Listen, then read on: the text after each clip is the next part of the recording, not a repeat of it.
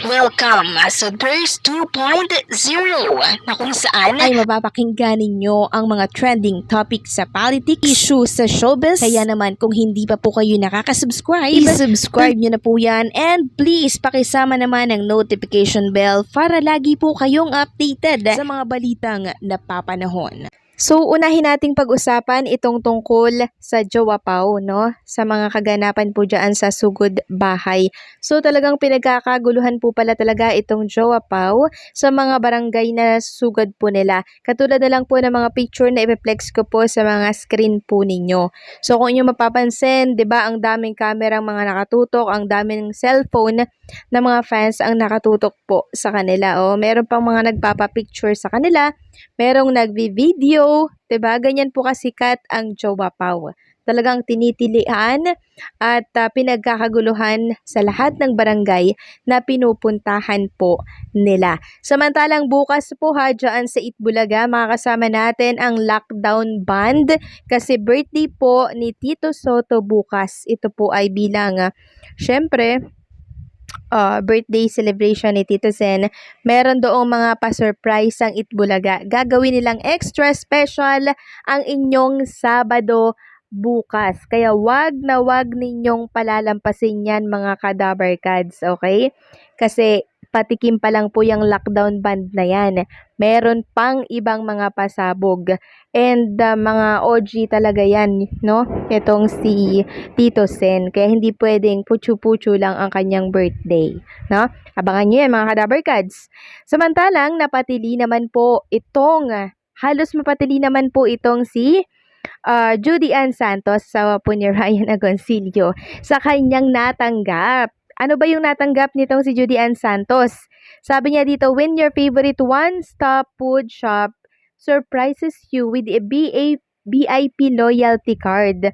Napatili daw talaga siya. Napasigaw nga naman talaga siya. Ito ay One World Deli. So, ito pala yung favorite kainan ni Judy Ann Santos at nakakuha siya ng VIP loyalty card. Sana all. 'Di ba?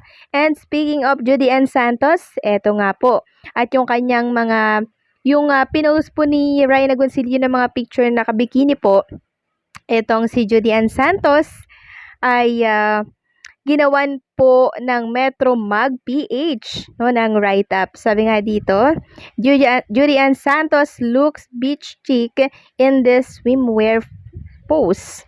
Di sabi po ni Judy Ann Santos, OM, thank you Metro Mag. Grabe, no? Ang sexy po kasi dito ni Judy Ann Santos kahit may edad na siya. 'Di ba? Napapanatili niya pong fit yung kanyang pangangatawan.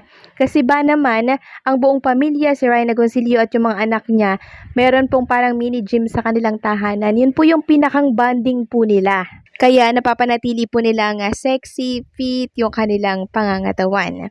Samantalang pag-usapan naman natin ang tungkol sa isang host po ni Mr. Willie Revillame na sinupalpal, no? Itong mga nagsasabi at nagkakalat ng fake news tungkol sa Will to Win. Sabi nga dito, Cindy Miranda addresses rumors about Will to Win and confirms continue run on TV5. Cindy Miranda, co-host of Will Revillame after game show Will to Win, has cleared up recent speculation regarding the show future. Ito po yung sinabi ni Cindy Miranda. Magigest po si Kiko.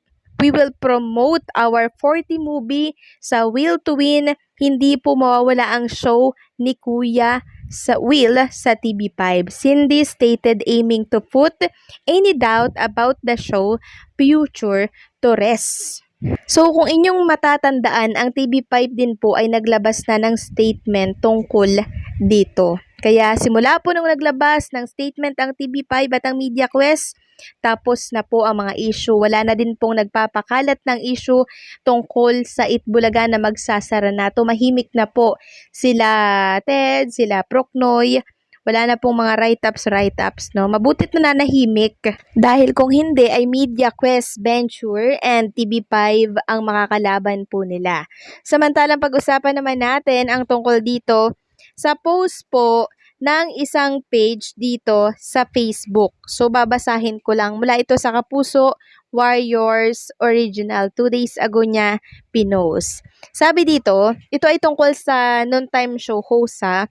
Ann Curtis magbababu na raw sa It's Showtime. Papalitan ng starlet na si Bella Padilla. Malungkot ang fans ni Ann Curtis sa balitang papalitan na siya bilang host. Say nila bakit hindi na lang daw yung ibang walang ambag ang palitan gaya ni nala si at MC at or Jackie. And ayon, o di kaya sina Jugs and Teddy daw. Marami rin ang gustong si Ogie Alcacid na lang daw sana yung palitan or si Kim Chu na sobrang cringe mag-joke. Ang isa sa mga dahilan daw ay sa palagian nitong pag-absent at unprofessionalism. Ang iba pang dinadahilan ay magiging busy daw yung actress. Hindi naman daw natin masisisi ang management kung bakit siya tatanggalin ng tuluyan o pansamantala. She also has a kid na kailangan din niyang pagtuunan ng pansin and iba pang ganap sa career. Maaring ang huling performance niya sa It's Showtime ay ang gagawin niya sa magpasikat. So, hindi pa rin po talaga tumitigil yung mga issue na naglalabasan tungkol sa It's Showtime, tungkol sa mga tatanggalin na host, tungkol sa mga papalitan na host, tapos ang ipapalit di umano ay yung mga host ng Kapuso Network na mariing inaalmahan po ng mga ABS-CBN supporters, It's Showtime supporters. Kasi kung papalitan lang din ito mga host ng It's Showtime, bakit hindi pa daw sa ABS-CBN kumuha? Bakit sa Kapuso pa daw? So, ilan lamang po yan sa mga komento ng ilang mga netizen at supporters po ng It's Showtime. No? So, parang ang mangyayari po kasi niyan, parang magsasanib pwersa yung artista ng Kapuso and artista ng ABS-CBN. Ang tanong maganda naman kaya yung kalalabasan kung sakaling ito ay magkatotoo? Kasi sa totoo lang ramdam na po nila yung pagbagsak ng ratings nila. Sa single channel pa lamang po nakikita nyo na po yung diferensya, 'di ba? 4.9, 4.8, 4.7, 'di ba? Kung tutuusin, 5 channel na po 'yun. 'Di ba? Napakalapit na po ng Itbulaga sa ratings ng It's Showtime. Kung tutuusin, 'di ba, 2 lang na channel yung sa Itbulaga. And ang dami din po talagang nadagdag na mga online viewers dito po sa Itbulaga every pananghalian. And meron pa nga po ako nababasa doon na galing silang It's Showtime na uumay na daw sila, no? So, ang dami mga komento-komentong naglalabasan doon once na kayo ay tumatambay sa live chat po ng Itbulaga. So, sabi ko nga, babalik at babalik kayo sa Itbulaga. Kung ano yung nakasanayan ninyo, doon pa rin ang bagsak ninyo. Kasi sa Itbulaga po talaga, tatawa lang kayo ng tatawa. Wala pong bad vibes. Lahat pagtulong and syempre, pagbibigay ng pag-asa ang ginagawa ng Itbulaga.